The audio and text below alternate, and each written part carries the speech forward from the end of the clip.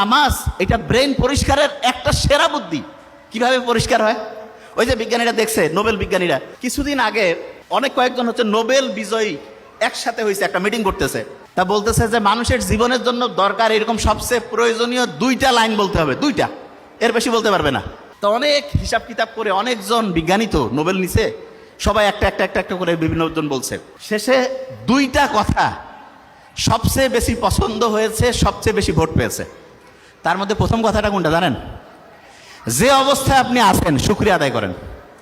তো এইটা যখন আমি পড়লাম তখন মনে হলো আমরা যে সূরা ফাতিহা পড়ি, আলহামদুলিল্লাহ রাব্বিল আলামিন, আল্লাহ তুমি আমাকে যে অবস্থায় রাখছো ভালো রাখছো, এইটা হচ্ছে 1 নম্বর প্রয়োজন এবং প্রত্যেক নামাজে প্রত্যেকবার শুরুতে বলতেছি, এবং এইটা জীবনের জন্য 1 নম্বর দরকার। তার মানে নামাজ হচ্ছে আল্লাহর সাথে কানেকশন করার চাইতে আমার নিজের ভালোর জন্য দরকার বেশি। নিজে ভালো থাকবো কখন? যখন আমি চিন্তা করি যে আল্লাহ আমাকে তুমি যে অবস্থায় রাখছো ভালো রাখছো।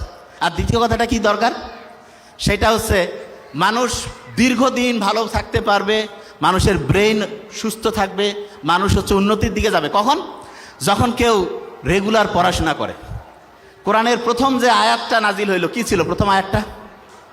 পড়ো তোমার প্রভুর নামে, ঠিক না? পড়ার কথা বলছে। তা আল্লাহ কিন্তু নাজিল হওয়া প্রথম কথাটা পড়ার সাথে। কোরআনে আমরা যখন সূরা ফাতিহার প্রথম যে আয়াতটা দিয়ে নামাজ শুরু করি প্রত্যেক রাকাতে, সেটা কি ছিল? প্রথম রাকাতে প্রত্যেকবারে বলতেছি, সেটা কি?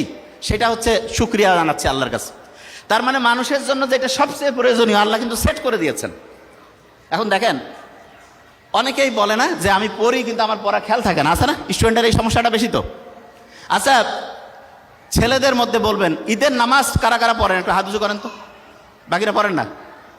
ঈদের নামাজ প্রত্যেকেই পড়ি। আচ্ছা, তাহলে ঈদের নামাজ যে পড়ি, ঈদের নামাজে রিয়েলি আপনাকে এবার হাত উঠাতে বলবো না, অনেকে ভুল করেন না?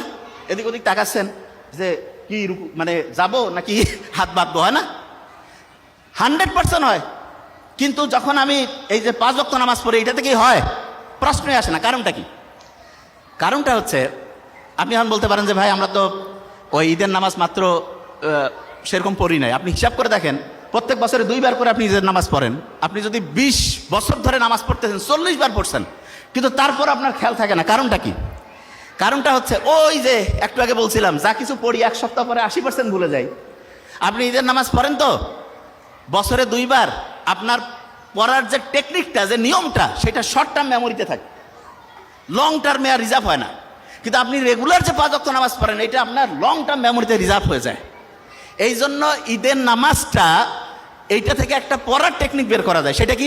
অনেক স্টুডেন্ট আছে বছরে একটা চ্যাপ্টার পড়লো, 6 মাস নাই, আর হঠাৎ করে বই থেকে প্রশ্ন করছে, জিজ্ঞাসা করছে, উত্তর দিতে পারতেছে না। কেন পারে না? কারণ পড়াটা শর্ট টার্ম থেকে হারাই গেছে। লং টার্মে যদি পড়াটা রিজার্ভ করতে চাই, তাহলে যেটা করতে হবে সেটা হচ্ছে ভুলে যাওয়ার আগে রিভিশন দিতে হবে।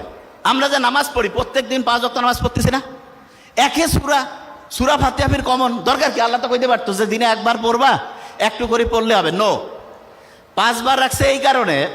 দেখবেন মুহাম্মদ সাল্লাল্লাহু আলাইহি ওয়াসাল্লামের একটা হাদিস আছে, দিনে যদি 5 বার কেউ গোসল করে তাহলে তার শরীরে কোনো ময়লা থাকে না। না, আমাদের শরীর যত দ্রুত ময়লা হয়, তার চাইতে দ্রুত ময়লা হয় আমাদের ব্রেন। যে কি কোন ভাই, ব্রেন ময়লা হয়? হ্যাঁ। এবং ব্রেন যদি ময়লা হয় তখন হয় কি? ডিপ্রেশন হয়, অ্যাংজাইটি হয়, ঠিকভাবে ঘুম আসে না।